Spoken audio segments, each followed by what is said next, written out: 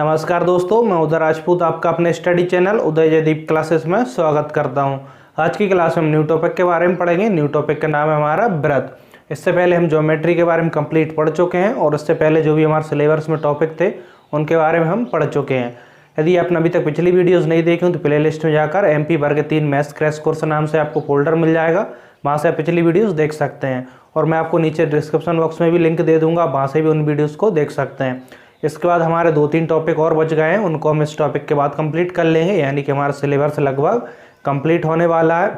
कल की क्लास नहीं आ पाई थी, कल थोड़ा सा आप देख पा रहे हो जैसे उंगली थोड़ी सी कुछ ज़्यादा ही कट गई है, तो उस कारण कल की क्लास नहीं हो पाई थी, तो उसके लिए मैं यहाँ पे क्षमा चाहूँगा। तो चलिए हम आज की क्लास शुरू करते हैं। आज की क्लास में व्रत के बारे में जानेंगे। व्रत काफ़ी इंपॉर्टेंट टॉपिक है हमारा। इसके बाद हम इस चैप्टर के क्वेश्चनों को सॉल्व करें। तो सबसे पहले हम व्रत के बारे में जान लेते हैं। देखिए, सबसे पहले हम व्रत की बात करते हैं। किसकी? सबसे पहले हम यहाँ पे व्रत की बात कर लेते हैं। व्रत क्या होता है? देखिए, व्रत इस प्रकार से कोई भी बंद गोल आकृति होगी जो भी, इस प्रकार से वो क्या कहलाएगी? व्रत कहलाएगी। देखिए, इसमें यहाँ पे बीच में एक सेंटर होगा जिसको हम केंद्र बोलते हैं। इस केंद्र हमेशा कैसा होगा? परिधि से हमेशा बराबर दूरी पर होगा, चाहे वो यहाँ से देखें चाहे वो यहाँ से देखें, कहीं से भी देखें, केंद्र हमेशा कैसा होगा? परिधि से समान दूरी पर रहेगा। यानी कि ऐसी गोल बंद आकृति जिसका केंद्र परिधि से समान दूरी पर रहता है वो हमारा क्या कहलाता है? व्रत कहलाता है। आई होप आपको व्रत के बारे में पहले से भी कुछ जानकारी होंगी। तो चलिए हम व्रत के बारे में कुछ और जानकारी देख लेते हैं। जैसे कि चलिए मैं टॉपिक ले लेता हूँ यहाँ से। जैसे कि व्रत का केंद्र, त्रिज्या और व्यास में संबंध। देखिए नेक्स्ट हेडिंग क्या है? व्रत के केंद्र, त्रिज्या एवं व्यास में संबंध, एवं व्यास में संबंध। अब देखिए, व्रत के केंद्र, त्रिज्या और व्यास में किस प्रकार का संबंध होता है। जैसे कि मैं इसी डायग्राम की बात करूं, देखिए यहाँ पे इसके सेंटर को नाम दे देता हूँ, यानी कि इसके केंद्र को नाम दे देता हूँ मैं O। देखिए इस प्रकार से, चलिए मैं इसको फिर से मिटा देता हूँ। देखिए इसके सेंटर को नाम दे देता हूँ O, और यहाँ से देखिए परिधि तक की दूरी क्या कहलाती है? त्रिज्या कहलाती है। तो बीच में जो सेंटर होता है वो क्या कहलाता है? हमारा व्रत का केंद्र कहलाता है। व्रत का केंद्र। त्रिज्या क्या होती है? केंद्र से परिधि तक की दूरी को हम त्रिज्या कहते हैं। इसे नॉर्मली हम R से रिप्रेजेंट करते हैं। देखिए कहाँ से? केंद्र से परिधि तक की दूरी क्या कहलाती है? हमारी त्रिज्या कहलाती है। इसको हम R से रिप्रेजेंट करते हैं। अब इसके बाद देखिए एवं व्यास। व्यास क्या होता है? व्यास त्रिज्या का दोगुना व्यास होता है। जैसे कि यहाँ पे त्रिज्या देखिए कितनी है? R। इसका हम दोगुना कर देते हैं, हमें व्यास प्राप्त हो जाएगा। यानी डायग्राम में देखें हम यहाँ से, ठीक, इसको नाम देता हूँ A और इसको नाम दे देता हूँ B। जैसे कि आप व्रत में देख पा रहे हैं OB क्या है? यहाँ पे त्रिज्या है, और OA भी यहाँ पे क्या है? त्रिज्या है। देखिए OA भी त्रिज्या है और OB भी त्रिज्या है, यानी केंद्र से परिधि तक की दूरी क्या कहलाती है? त्रिज्या कहलाती है। अब इसके बाद देखिए, अब जैसे कि आप यहाँ से देख पा रहे हो A से B तक की दूरी क्या कहलाएगी? व्यास कहलाएगी। यानी कि त्रिज्या का दोगुना, एक त्रिज्या और दूसरी त्रिज्या, यानी कि हम दो त्रिज्याओं को आपस में जोड़ दें तो हमें क्या प्राप्त हो जाता है? व्यास। यानी कि व्यास क्या होता है? त्रिज्या का दुगना होता है। तो आपको डायग्राम में समझ में आ गया होगा। जैसे कि मैं यहाँ पे बात करूँ, O यहाँ पे क्या है? देखिए O यहाँ पे केंद्र है। O क्या है? यहाँ पे व्रत का केंद्र है। इसके बाद मैं बात करूँ OB या OA। देखिए OB या OA क्या है? यहाँ पे त्रिज्या है। क्या है? यहाँ पे व्रत की त्रिज्या है। व्यास की बात करूँ तो यहाँ से व्यास का हो जाएगा AB। A से लेके B तक की दूरी क्या कहलाएगा? व्रत का व्यास कहलाएगा।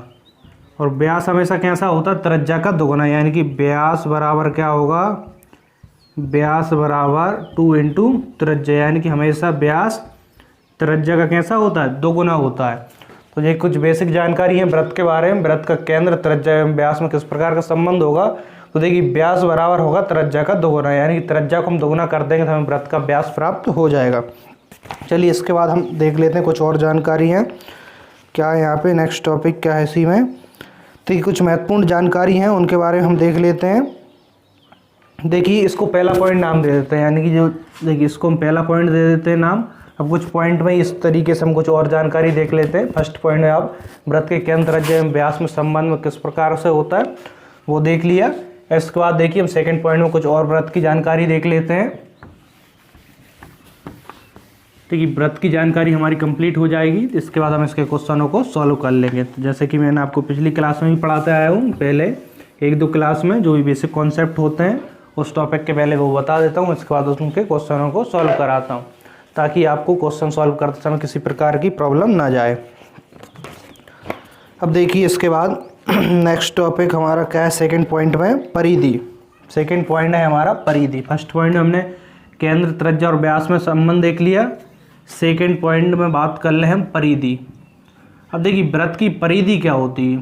सबसे पहली बात तो परिधि की जानकारी होना चाहिए। देखिए वृत्त में आप इस प्रकार से जो आकृति देख पा रहे होंगे, जो गोलीय वक्र आकृति है, ये क्या कहलाती, परिधि कहलाती है। यानी कि जो गोल वक्र आकृति की माप है उसी को हम परिधि कहते हैं। तो परिधि हम कैसे निकालते हैं, परिधि बराबर होता है 2πr। तो यहाँ पे r क्या है, त्रिज्या है, और पाई का मान कितना होता है, पाई का मान जैसे कि आपको मालूम होगा 22/7 होता है। तो इसमें पाई का मान और जो भी त्रिज्या दी होगी उसका मान रख देंगे, तो हमें क्या मिल जाएगा, वृत्त की परिधि मिल जाएगा, वृत्त की परिधि मिल जाएगी। इसके बाद नेक्स्ट टॉपिक देखिए, चलिए इसी में एक और देख लीजिए, वृत्त की परिधि हो गया। देखिए इसके बाद थर्ड पॉइंट में हम बात कर लेते हैं क्षेत्रफल की, वृत्त के क्षेत्रफल की। तो वृत्त का क्षेत्रफल कैसे निकालते हैं, वृत्त का क्षेत्रफल का फॉर्मूला होता है πr²। देखिए यहाँ पे पाई का मान फिर से 22/7 होगा, और r यहाँ पे क्या है, त्रिज्या, यानी कि πr²। इसमें r और पाई की वैल्यू रख दें तो हमें क्षेत्रफल प्राप्त हो जाएगा। तब इसके बाद देखिए नेक्स्ट पॉइंट है चाप। देखिए पॉइंट में इसलिए समझा रहा हूँ ताकि आपके लिए कोई प्रॉब्लम ना हो। सारे टॉपिक जो भी हैं हम इसके अंदर पॉइंट में देख रहे हैं, सब अच्छे से क्लियर हो जाए। इनका काफ़ी यूज़ है, जब क्वेश्चन सॉल्व करेंगे तब आपको समझ में आ जाएगा इनका किस तरीके से यूज़ है। देखिए चाप क्या होता है, जैसे कि इसी वृत्त में बात करूँ, जैसे कि चाप, देखिए यहाँ पे दूसरा डायग्राम बना देता हूँ। देखिए चाप जैसे कि यहाँ से एक त्रिज्या मान के चलिए OA यहाँ पे है और OB यहाँ पे है। तो जो यहाँ से देखिए यहाँ तक की जो दूरी है, इस प्रकार से इसे हम क्या कहते हैं, चाप कहते हैं। इसे क्या कहते हैं, चाप कहते हैं। देखिए इसको, या बीच में भी कोई पॉइंट हो सकता है, जैसे कि P हो सकता है, APB क्या होगा, वृत्त का चाप कहलाएगा। देखिए यहाँ पे परिधि पर कोई 2 बिंदु हैं, इनकी जो बीच की दूरी होती है वो क्या कहलाती है, हमारी चाप कहलाती है। देखिए इसको लिखते कैसे हैं, चाप को लिखना इतना इम्पोर्टेंट नहीं है, लेकिन फिर भी देख लीजिए इस प्रकार से इसको लिखते हैं। यानी AB यहाँ पे क्या चाप है, AB क्या है, यहाँ पे चाप है। अब इसके बाद देखिए नेक्स्ट पॉइंट क्या है, चाप के बाद देखिए चाप के बाद देखिए इसमें 2 चाप बन रहे हैं। देखिए यहाँ से यहाँ तक एक पहला चाप, और दूसरा इस साइड ऊपर देखें तो यहाँ से घूमकर यहाँ पर। देखिए जो छोटा चाप है इसे क्या कहेंगे, लघु चाप, और जो बड़ा वाला चाप है उसे क्या कहेंगे, दीर्घ चाप। देखिए AB 2 बिंदु में परिधि पर, यहाँ से देखें तो छोटा चाप बन रहा है, और इसके अपोजिट देखें तो कैसा, बड़ा चाप बन रहा है। तो छोटा जो चाप बन रहा है उसे लघु चाप कह सकते हैं या कहते हैं, और बड़ा जो चाप बन रहा है उसे हम दीर्घ चाप कहते हैं। इसके बाद नेक्स्ट पॉइंट देखिए, नेक्स्ट पॉइंट क्या है, नेक्स्ट पॉइंट है हमारा जीवा। देखिए 4th पॉइंट हो गए। अब इसके बाद 5th पॉइंट में देखिए 5th पॉइंट में क्या है, जीवा। 5th पॉइंट में हम बात कर लेते हैं जीवा की। देखिए जीवा, तो वृत्त की जीवा क्या होती है।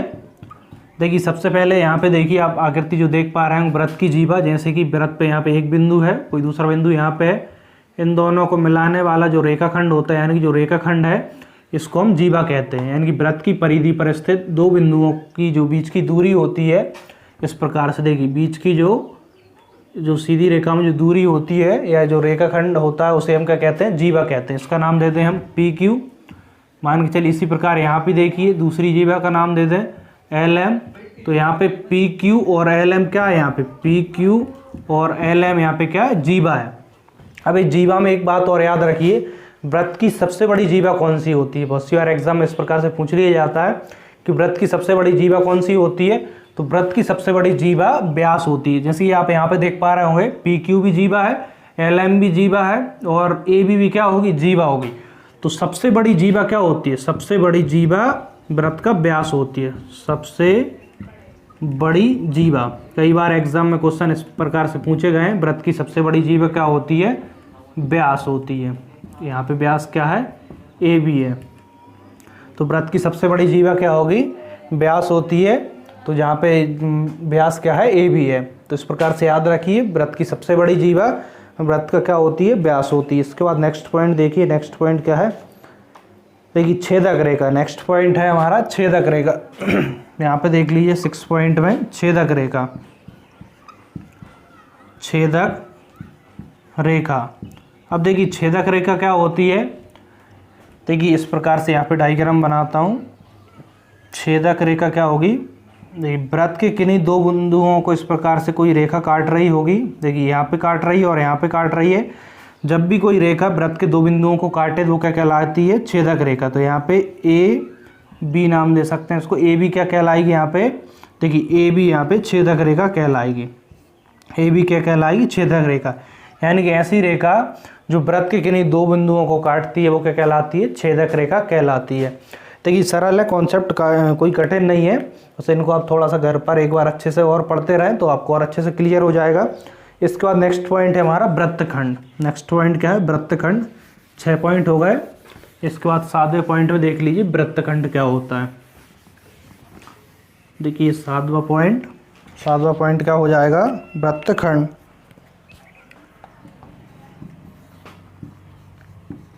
वृत्तखंड। अब देखिए वृत्तखंड क्या होता है, चलिए मैं दूसरा डायग्राम बना देता हूँ। यहाँ पे देखिए इस प्रकार से डायग्राम है। वृत्तखंड क्या होगा, जैसे कि अभी मैंने आपके लिए जीवा के बारे में बताया। जैसे मान के चलिए एक जीवा यहाँ से है, यहाँ पर है, इसका नाम है पी क्यू। पी क्यू कोई जीवा है और यहाँ पे चलिए मैं कुछ भी नाम दे देता हूँ, एम नाम दे दूँ। देखिए वृत्तखंड क्या कहलाता है, चाप क्या है यहाँ पे, पी एम और क्यू, चाप और इसके संगत जो जीवा है पी क्यू, इससे जो घिरा क्षेत्र है वो क्या कहलाता है, वृत्तखंड कहलाता है। वृत्तखंड क्या कहलाएगा, चाप और उसके संगत जो भी जीवा है उससे घिरा हुआ क्षेत्र हमारा क्या कहलाता है, वृत्तखंड कहलाता है। तो यहाँ पे देखिए, यहाँ पे और कोई नाम दे देता हूँ इस प्रकार से। देखिए पी एम और क्यू, यहाँ पे पी एम क्यू क्या हो जाएगा, देखिए जो वाला वृत्तखंड है पी एम क्यू, लघु वृत्तखंड बोल सकते हैं। देखिए छोटा वाला हिस्सा है, देखिए छोटा वाला हिस्सा क्या है यहाँ पे, पी एम क्यू। तो इसको हम क्या बोल सकते हैं, पी एम क्यू को इसको बोल सकते हैं लघु वृत्तखंड। क्या बोल सकते हैं इसे, लघु वृत्तखंड। लघु देखिए यहाँ पे लिख देता हूँ मैं, इसको हम बोलेंगे लघु वृत्तखंड। इसे क्या बोलेंगे, लघु वृत्तखंड। और दीर्घ वृत्तखंड क्या होगा, जो बड़ा वाला हिस्सा है वो दीर्घ वृत्तखंड कहलाएगा। यानी कि देखिए पी एल क्यू चाप और इसके संगत जीवा कौन सी है, पी क्यू। यानी कि चाप और इसके संगत जीवा द्वारा घिरी आकृति हमारी क्या कहलाती है, वृत्तखंड। यानी कि दूसरा वाला हिस्सा क्या कहलाएगा, दीर्घ वृत्तखंड कहलाएगा। दीर्घ वृत्तखंड P L Q, P L Q यानी कि जो बड़ा वाला हिस्सा है वो क्या कहलाएगा, दीर्घ वृत्तखंड। और छोटा वाला जो हिस्सा है वो क्या कहलाएगा, लघु वृत्तखंड। वृत्तखंड क्या होता है, चाप और उसके संगत जीवा से जो घिरी आकृति होती है या घिरा जो क्षेत्र होता है वो हमारा वृत्तखंड कहलाता है। अब इसके बाद नेक्स्ट टॉपिक देखिए, वृत्तखंड के बाद क्या है, स्पर्श रेखा। 7 पॉइंट हो गए। 8वें पॉइंट में देखिए स्पर्श रेखा।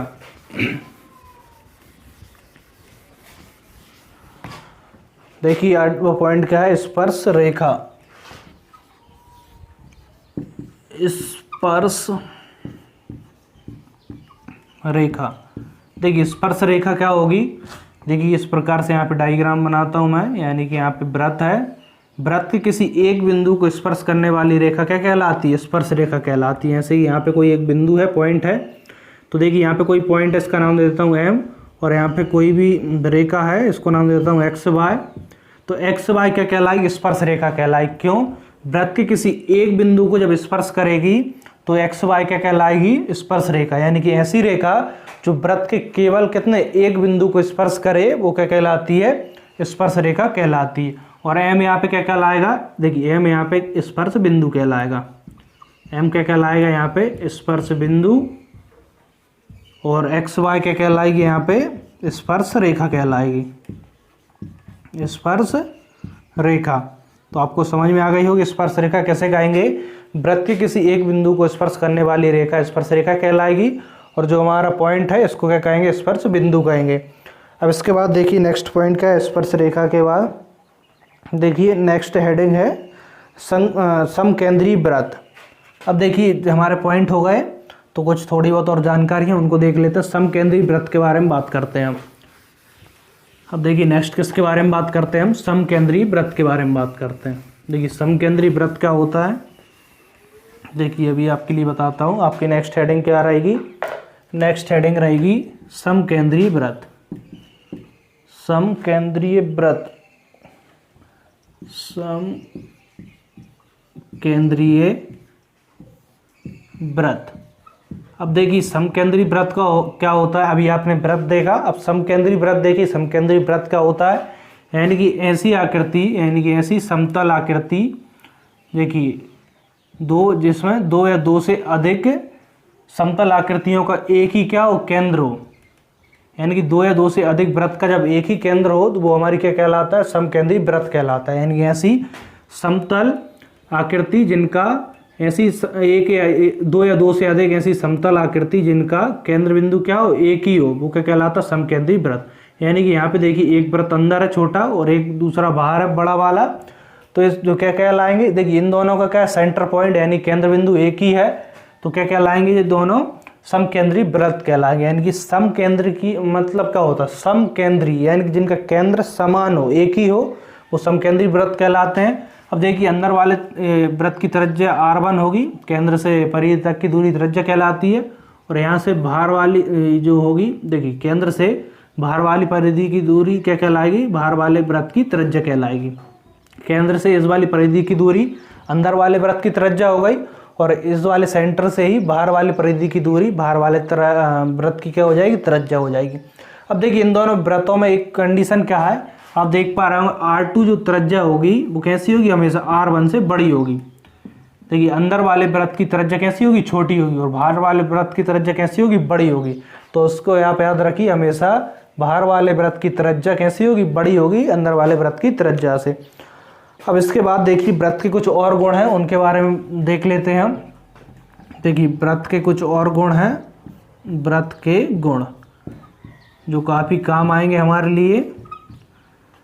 देखिए वृत्त के गुण, वृत्त के गुण क्या होते हैं, देखिए इसको मिटा देता हूँ मैं। देखिए वृत्त के क्या क्या गुण होते हैं, सबसे पहले मैं यहाँ पे वृत्त बना देता हूँ। देखिए इसमें कई सारे गुण होते हैं, यानी कई सारी इसकी क्या होती हैं, प्रॉपर्टीज़ होती हैं, वो क्या क्या होती हैं मैं आपके लिए अभी बताता हूँ। देखिए ठीक ठाक बन गया। देखिए यहाँ पे वृत्त है, इसको नाम दे देता हूँ O, क्या है इसका केंद्र बिंदु। अब देखिए वृत्त में क्या होता है, देखिए यहाँ पे मैं जीवा ले लूँ। अब देखिए एक एक पॉइंट आप बड़े ध्यान से सुनिए, बहुत ही काम के हैं। यहाँ पे क्या है, ये PQ जीवा है। PQ क्या है, जीवा। अभी आपके लिए बताया मैंने, जीवा क्या होती है, परिधि पर स्थित किन्हीं दो बिंदुओं को मिलाने वाला रेखाखंड जीवा कहलाता है। अब देखिए जीवा PQ है, यानी इसको O से यहाँ पे यदि कोई लंब डालें हम, देखिए लंब क्या होता है, 90 डिग्री का कोण बनाते हैं। हमने कोई रेखा खींच दी यहाँ पे, तो यहाँ पे देखिए लंब हमेशा क्या करेगा, इस जीवा को, जीवा पर कोई भी लंब डालें केंद्र से, तो हमेशा जीवा को क्या करेगा, दो भागों में बराबर बांट देगा। मान के चलिए PQ की लंबाई कितनी थी, PQ की लंबाई मान के चलिए 8 सेंटीमीटर थी। इस पूरी P से Q तक की दूरी 8 सेंटीमीटर थी, लेकिन हमने O से इस पर लंब डाल दिए। इसको नाम दे देता हूँ कुछ भी, यहाँ पे O से इसको नाम दे देता हूँ L, इसको नाम देता हूँ L, कुछ भी दे सकते हैं। O से L यहाँ पे लंब डाला, PQ किस पर, जीवा पर। तो जो भी लंब डाला वो जीवा क्या करेगा, दो भागों में बराबर विभक्त कर देगा। यानी 8 सेंटीमीटर है तो यहाँ पे 4 हो जाएगा, और यहाँ पे 4, यानी कि PL 4 और LQ कितना हो जाएगा, 4। तो कंडीशन है, पहली कंडीशन हमारी क्या हो गई, या पहला गुण क्या होगा वृत्त का, वृत्त के केंद्र से जीवा पर डाला गया लंब जीवा को क्या करता है, दो भागों में बराबर बांटता है। इसको आप याद रखिए, केंद्र से जीवा पर डाला गया लंब जीवा को दो भागों में बराबर बांटता है। आप चाहें तो इसे नोटबुक में इस प्रकार से लिख सकते हैं, जो भी मैं बोल रहा हूँ। केंद्र से जीवा पर डाला गया लंब जीवा को दो भागों में विभाजित करता है। पहला पॉइंट हो गया। अब इसके बाद देखिए दूसरा पॉइंट, पहला पॉइंट हो गया। अब दूसरा पॉइंट इसी में क्या होगा, देखिए इसी डायग्राम में और पॉइंट बताता हूँ मैं आपके लिए, वृत्त के गुण हैं जो। देखिए इसी में फिर से और पॉइंट बताता हूँ इसी वृत्त में।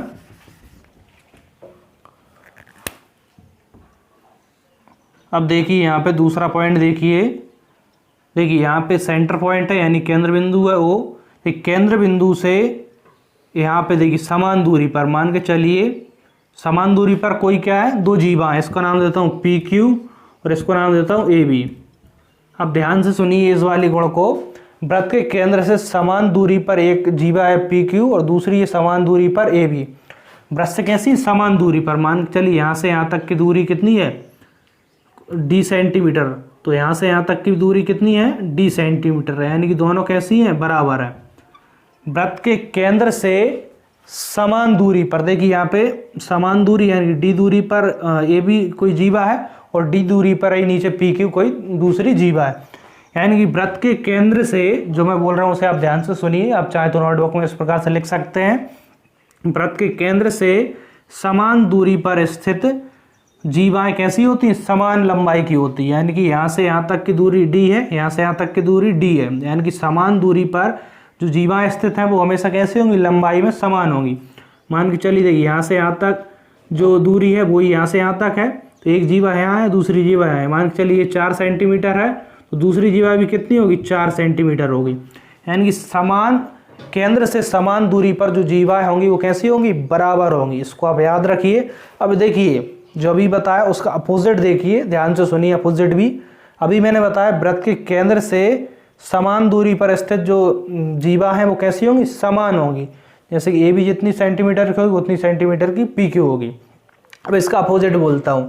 देखिए एक पॉइंट हो गया दूसरा। अब थर्ड पॉइंट में आप चाहें तो नोट कर सकते हैं इस प्रकार से, इसी का अपोजिट अभी जो बोला।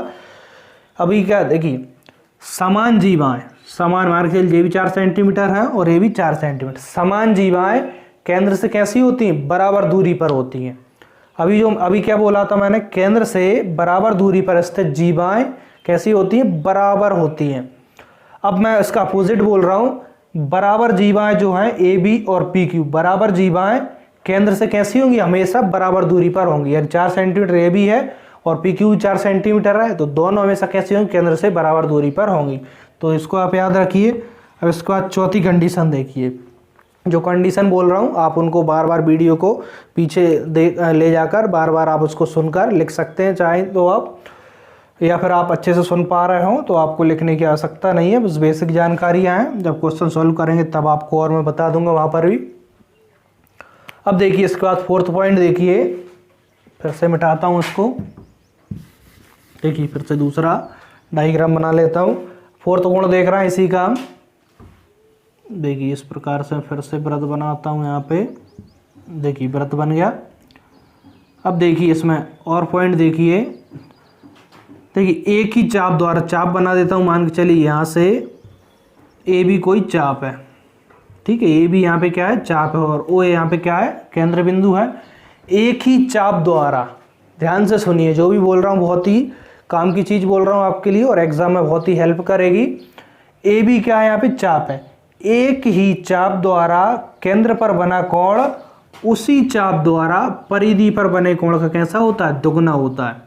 देखिए ए बी चाप है, इसके द्वारा केंद्र पर बना कोण यहाँ पे बनेगा। एक ही चाप द्वारा केंद्र पर बना कोण उसी चाप द्वारा परिधि पर, परिधि यहाँ पे है, इसको नाम देता हूँ मैं यहाँ पे सी। एक ही चाप द्वारा केंद्र पर बना कोण उसी चाप द्वारा परिधि पर बने कोण का कैसा होता है, हमेशा दुगना होता है। यानी कि देखिए इसी चाप से परिधि पर कितना बन रहा है, मान के चलिए कोई 30 डिग्री का कोण यहाँ पे ए बी चाप द्वारा बन रहा है परिधि पर, तो केंद्र पर कितना बनेगा, 60 डिग्री। यानी कि एक ही चाप द्वारा केंद्र पर बना कोण कैसा होगा, हमेशा परिधि पर बने कोण का दुगना होगा। या फिर इसको आप अपोजिट बोल लीजिए। अपोजिट कैसे बोलेंगे, एक ही चाप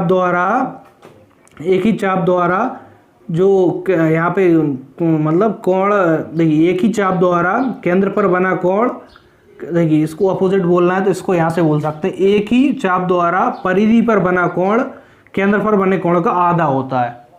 इसको अपोजिट बोल लिया, बस सेम कंडीशन वही है। अभी मैं क्या बोल रहा था, एक ही चाप द्वारा केंद्र पर बना कोण कैसा होगा, परिधि पर बने कोण का दुगना होगा। अब मैं इसको अपोजिट बोल रहा हूँ तो अपोजिट क्या बोल रहा हूँ, एक ही चाप द्वारा परिधि पर बना कोण कैसा होगा, केंद्र पर बने कोण का आधा होगा। तो आप इसको इस प्रकार समझ लीजिए, यदि यहाँ पे 30 डिग्री का बन रहा है परिधि पर तो यहाँ से 60 बनेगा, यदि यहाँ पे मान के चलिए, अब कोई और ले लेता हूँ, मान के चलिए यहाँ परिधि पर 20 डिग्री बन रहा है, तो केंद्र पर कितना बनेगा, 40 डिग्री बनेगा। या फिर यहाँ पे 40 बन रहा है तो परिधि पर कितना बनेगा, 20 डिग्री बनेगा। देखिए इसी चाप द्वारा मान के चलिए परिधि पर यहाँ ना बनकर यहाँ पे बन रहा हो, यहाँ पे 40 बन रहा है, और इसी चाप द्वारा परिधि पर यहाँ पे बन रहा है, तो यहाँ कितना बनेगा, 20 डिग्री। यानी कि जितना भी केंद्र पर कोण बनेगा उससे आधा कहाँ पे बनेगा, परिधि पर बनेगा। तो बहुत ही IMP कॉन्सेप्ट है, इसको आप बहुत ही अच्छे से याद रखिए। बाकी सारे कॉन्सेप्ट बहुत ही कमाल के हैं, यानी कोई भी एग्ज़ाम दोगे तो सब सारे के सारे आपके लिए काम आएंगे, चाहे वो वर्ग 3 का हो या फिर कोई अदर एग्ज़ाम हो, पुलिस हो या फिर SSC हो, बैंक हो, कोई भी अदर एग्ज़ाम हो, सभी में कंडीशन सेम रहेंगी। अब इसके बाद देखिए और कंडीशन क्या है, चलिए मैं यहाँ पर देख लेता हूँ कोई कंडीशन भूल तो नहीं रहे हम। देखिए एक सेकेंड रुकिए। कंडीशन, वृत्त की समान केंद्र समान दूरी पर होती है, अभी हमने देख लिया, और इसको भी देख लिए कोण वाले को। हाँ, और कोई वृत्त की बेजीबां जो केंद्र पर समान कोण बनाती हैं समान होती हैं। हाँ चलिए एक कंडीशन और है, चलिए पॉइंट के हिसाब से देख लीजिए कौन सा पॉइंट है हमारा वृत्त के गुण में। अब देखिए और क्या गुण होंगे वृत्त के, और गुण देखिए यहाँ पे। देखिए वृत्त की इस प्रकार से AB, यहाँ पे कोई जीवा ले लूँ, और यहाँ पे PQ कोई जीवा ले लूँ, और यहाँ पे केंद्र बिंदु है, यानी कि देखिए समान जीवाएं, मान के चलिए ये कितनी है, 6 सेंटीमीटर, और AB कितनी है, 6 सेंटीमीटर। समान जीवाएं हमेशा केंद्र पर कैसा समान कोण बनाएगी, यानी कि यहाँ से यहाँ कोण बनाए, यानी कि यहाँ पर कोण कितना बनेगा, उतना ही कोण यहाँ से, देखिए यहाँ से यहाँ पर बनेगा।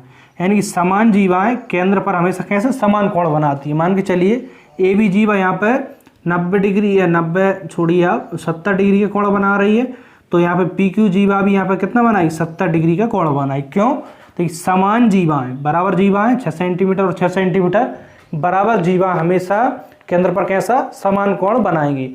अब इसके अपोजिट देख लीजिए, अभी जो बोला मैंने उसको आप चाहे तो नोट कर लीजिए। क्या बोला, समान जीवाएं केंद्र पर कैसा समान कोण बनाती हैं। अब मैं इसका अपोजिट बोल रहा हूँ, कंडीशन वही है। देखिए आप सोच रहे होंगे कंडीशन बहुत ज़्यादा हो रही है, फिर हो सकता है आपको याद ना रहे, तो आप बिल्कुल भी टेंशन न लें। जब मैं क्वेश्चन सॉल्व कराऊंगा तब आपको वहाँ पे और अच्छे से बता दूंगा। तो काफ़ी इजी है, आप इनको पढ़ते पढ़ते आपको भी काफ़ी इजी लगने लगेंगी, और जब क्वेश्चन सॉल्व करेंगे तो आपको और भी अच्छे से याद आ जाएगा। बहुत ही सरल कंडीशन होती है, बहुत ही सरल, जब क्वेश्चन करेंगे तब आपको ऑटोमेटिक समझ में जाएगा। अब देखिए इसके बाद देखिए जरूरी नहीं मैं जो यहाँ पे क्वेश्चन सॉल्व कर रहा हूँ सभी में सभी कंडीशन फॉलो हो सकता है कुछ क्वेश्चनों में हमारी कुछ कंडीशन यहाँ पे लागू ना हो, लेकिन कंडीशन कोई अदर क्वेश्चन एग्जाम में बनता है तब भी आपको यदि कंडीशन सारी अच्छे से मालूम है तब भी आप उन क्वेश्चनों को भी अच्छे से सॉल्व कर पाओगे। अब देखिए, अब इसका अपोजिट बोल रहा हूँ। अभी क्या बोला मैंने, समान जीवाएं केंद्र पर समान कोण बनाती है। अब इसका अपोजिट बोल रहा हूँ, यदि केंद्र पर जीवा द्वारा समान कोण बन रहा है यानी 70-70, तो वो जीवा कैसी होंगी, बराबर होंगी। अपोजिट बोल रहा हूँ, AB जीवा द्वारा यहाँ पे 70 डिग्री कोण बन रहा है, PQ जीवा द्वारा यहाँ पे 70 डिग्री कोण बन रहा है, यानी कि दोनों जीवा द्वारा केंद्र पर बराबर कोण बन रहा है, तो वो जीवा दोनों कैसी होंगी, बराबर होंगी। अभी इससे पहले अपोजिट बोला था, बराबर जीवाएं केंद्र पर बराबर कोण बनाती हैं। इसका अपोजिट, बराबर कोण जीवा द्वारा बने हों तो वो जीवा कैसी होती हैं, बराबर होती है। चलिए वृत्त के गुण यहाँ पे हमारे हो गए, लगभग कंप्लीट हो गए। अब इसके बाद हम एक टॉपिक और देख लेते हैं, छोटा सा है। इसके बाद हम कल की क्लास में इसके क्वेश्चनों को सॉल्व कर रहे हैं। छोटा सा टॉपिक है सममिति आकृति, हमारे सिलेबस में है इस प्रकार से। चलिए छोटा सा ही टॉपिक है, उसी को हम आज और देख लेते हैं। इसके बाद हम इन दोनों के क्वेश्चनों को देख लेंगे। देखिए नेक्स्ट टॉपिक का नाम क्या है, सममिति आकृति। नेक्स्ट टॉपिक का नाम है सममिति आकृति। सममिति या सम्मिति दोनों बातें एक ही होती है, सममिति आकृति। अब देखिए सममिति आकृति क्या होती है, सबसे पहले हम इसके बारे में जानते हैं। सममिति आकृति क्या होगी, यानी कि ऐसी आकृति जिसको हम समान और संतुलित अनुपात में विभक्त कर सकें या बांट सकें, वो हमारी सममिति आकृति कहलाती है। यानी कि ऐसी आकृति जिसको हम बराबर या संतुलित अनुपात में क्या कर सकें, विभाजित कर सकें, वो हमारी क्या कहलाती है, सममित आकृति कहलाती है। जैसे कि मैं यहाँ पे बात करूँ, कोई आकृति ले लेता हूँ, उससे आपको और अच्छे से क्लियर हो जाएगा। देखिए इस प्रकार से कोई भी आकृति ले लूँ। अब देखिए एग्जाम में आपसे पूछ लिया जाएगा ये वाली आकृति सममित आकृति है या नहीं है, तो आप कैसे मालूम करेंगे ये एग्जाम में हमारी ये वाली आकृति सममित आकृति है या नहीं है। तो देखिए इसको आप इस प्रकार से डिवाइड करके देखिए, यदि दो बराबर और संतुलित अनुपात में विभक्त हो रही है तो वो आकृति हमारी कैसी होगी, सममित आकृति होगी। जैसे कि इसको देखिए, इसको मैं यहाँ से विभाजित करूँ, देखिए ऊपर हिस्सा ज़्यादा है और नीचे कम है, यानी कि दो बराबर भागों में विभक्त नहीं हो रही है। या फिर आप सिंपल तरीका क्या है, आप इसको इस प्रकार से डिवाइड करके देखिए, अब एक हिस्सा दूसरे हिस्सा पर ढकते हैं तो दूसरा हिस्सा पूरा पूरा ढक जाए, तो इस प्रकार से भी देख लीजिए, यदि एक हिस्सा दूसरे हिस्से पर पूरा पूरा ढक जाए तो आकृति हमारी कैसी होगी, सममित आकृति होगी।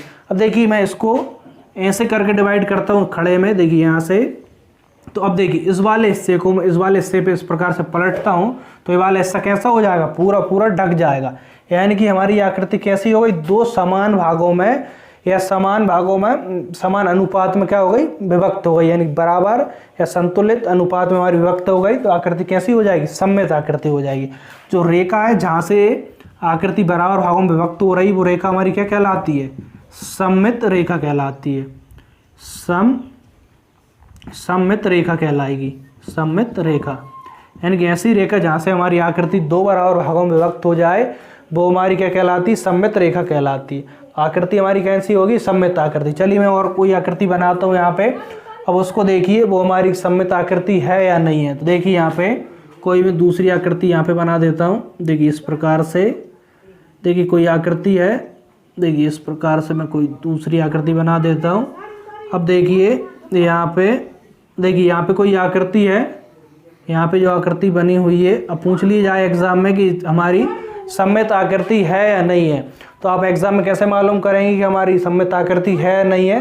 तो इसके लिए देखिए हम इसको देखेंगे, यदि दो बराबर भागों में विभक्त हो रही है क्या, यदि दो बराबर भागों में विभक्त हो रही है तो वो हमारी आकृति कैसे कहलाएगी, सममित आकृति कहलाएगी। इसको हम देखिए ऐसे में डिवाइड करें तो देखिए यह वाला हिस्सा ऊपर रह जाएगा, उस प्रकार का नीचे नहीं है, तो यानी एक दूसरे के ऊपर ढकेंगे तो हमारी क्या नहीं ढक पाएगी, तो आकृति हमारी सममित आकृति नहीं होगी। चलिए हम इसको खड़े में इस प्रकार से डिवाइड करते हैं। अब देखिए इसको इस पर ढकते हैं तो पूरा पूरा ढक जाएगा। इसको हम देखेंगे, देखिए इस प्रकार से डिवाइड कर दोनों साइड देखें तो कैसा बराबर बराबर यानी समान अनुपात विभक्त हो रही है, तो हमारी आकृति कैसी कहलाएगी, सममित आकृति कहलाएगी। विभक्त हो रही है, यदि विभक्त नहीं हो रही होती तो हमारी सममित आकृति नहीं होती। ठीक है, इसको इस पर ढकेंगे तो पूरा पूरा ढक जाएगा, तो सममित आकृति कहलाएगी। और यहाँ पे जो रेखा है क्या कहलाएगी, हमारी सममित रेखा कहलाएगी। क्या कहलाएगी, सममित रेखा कहलाएगी। चलिए और कोई आकृति बताता हूँ आपको और उससे अच्छे से क्लियर हो जाएगा। देखिए इस प्रकार से मैं कोई भी आकृति बना लेता हूँ। अब मैं इसको पूछूँ ये हमारी सममित आकृति है या नहीं है, चलिए ये हमारी हो जाएगी लगभग, थोड़ी सी कुछ भी मन से बना देता हूँ मैं आपको जो दो बराबर भागों में विभक्त ना हो। देखिए यहाँ पे देख लीजिए, अब इसको देख लीजिए, अब इस आकृति को पूछ ले सममित आकृति है या नहीं है, तो आप इसको देखिए ऐसे में डिवाइड करेंगे तब भी बराबर भागों में विभक्त नहीं हो रही, ऐसे में ना कर हम ऐसे में करेंगे तब भी देखिए हमें दोनों साइड एक जैसा नहीं दिख रहा है, यानी इस साइड कुछ और है इस साइड कुछ और है, तो हमारी कैसे होगी, सममित आकृति नहीं होगी। तो सममित आकृति के लिए क्या होगा, जहाँ से भी हम विभक्त करेंगे दोनों साइड एक जैसी दिखेगी। जैसे कि हम प्रतिबिंब की बात करें, अपने आप को प्रतिबिंब में देखें, जैसे हमें वैसे प्रतिबिंब में देखेंगे तो अपने आप में कैसी आकृति बनेगी, सममित आकृति बनेगी। इसी प्रकार से हम कोई भी आकृति दी होगी उसको बीच में से डिवाइड करेंगे तो वो कैसी दिखना चाहिए, दोनों साइड एक जैसी दिखना चाहिए। दोनों साइड जब एक जैसी दिखे तो हमारी क्या होगी, सममित आकृति होगी। अब इसके देखिए डायग्राम कुछ और है क्या, मैं देख लेता हूँ। चलिए जैसे कि और डायग्राम देखिए यहाँ पे, जैसे कि एम है, तो आपसे पूछ लिया जाए एम है, एम क्या है, सममित आकृति है या नहीं है। तो एम को आप ऐसे में डिवाइड करके देखेंगे, देखिए ऊपर हिस्सा कुछ और है और नीचे कुछ और है, यानी एक जैसा हिस्सा नहीं दिख रहा, एक दूसरे को नहीं ढकेंगे तो यहाँ से नहीं होगा। इसको खड़े में और देख लेते हैं, कहीं पर भी देख लीजिए, कहीं से भी हो सकती है सममित आकृति। बीच में से डिवाइड करा, अब देखिए इस साइड भी सेम दिख रहा है और इस साइड भी सेम दिख रहा है, यानी इस वाले हिस्से को हम इस पर ढक सकते हैं, पूरा पूरा ढक जाएगा, तो एम कैसी होगी, हमारी सममित आकृति होगी। तो कई बार एग्जाम में ऐसा ही पूछ लिया जाता है कि इसमें कितनी सममित रेखा होंगी, तो इसमें तो एक सममित रेखा होगी। चलिए हम कोई और आकृति देख लेते हैं। देखिए इसमें भी कितनी सममित रेखा होंगी, एक, यानी कि उसको जहाँ से जो रेखा जितने भागों में बांट सकती है वो हमारी सममित रेखाएं हो जाएंगी। मान के चलिए इसको ऐसे में और डिवाइड कर रहे होते तब भी ऊपर और नीचे एक जैसा हिस्सा आ रहा होता तो हमारी इसमें दो सममित रेखाएं हो जाती। अब देखिए हम कोई दूसरे आकृति देखते हैं, उसको देखते हैं सममित है या नहीं है, और उसमें है तो उसमें फिर कितनी सममित रेखाएं हैं। अब देखिए इसके बाद अब मैं यहाँ पे त्रिभुज बनाता हूँ। देखिए त्रिभुज, देखिए समबाहु त्रिभुज बनाया मैंने। कैसा? समबाहु, जिसकी सभी भुजाएं कैसी हैं? समान है। अब देखिए पूछ लिया जाए कि यह आकृति कैसी सममित आकृति है क्या, तो सबसे पहले हम इसको डिवाइड करके देखेंगे सममित रेखा द्वारा, दोनों साइड एक जैसी है क्या।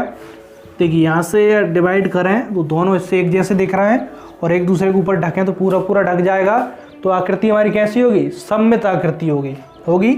अब इसमें पूछ लिया कितनी सममित रेखा होंगी, तो एक ऊपर से खींचेंगे तब भी दोनों बराबर भागों में बढ़ जाएगा, तो एक हो गई इसमें। अब दूसरा देखिए, मैं दूसरी आकृति में बता देता हूँ। देखिए दूसरा मैंने यहाँ पे त्रिभुज बनाया, यदि मैं इसको इस प्रकार से डिवाइड करता हूँ इस वाली भुजा के अकॉर्डिंग, तब भी देखिए ऊपर हिस्सा और नीचे हिस्सा दोनों एक जैसे हैं, एक दूसरे को ढक देंगे, यानी कि दूसरी यहाँ पे सममित रेखा हो गई।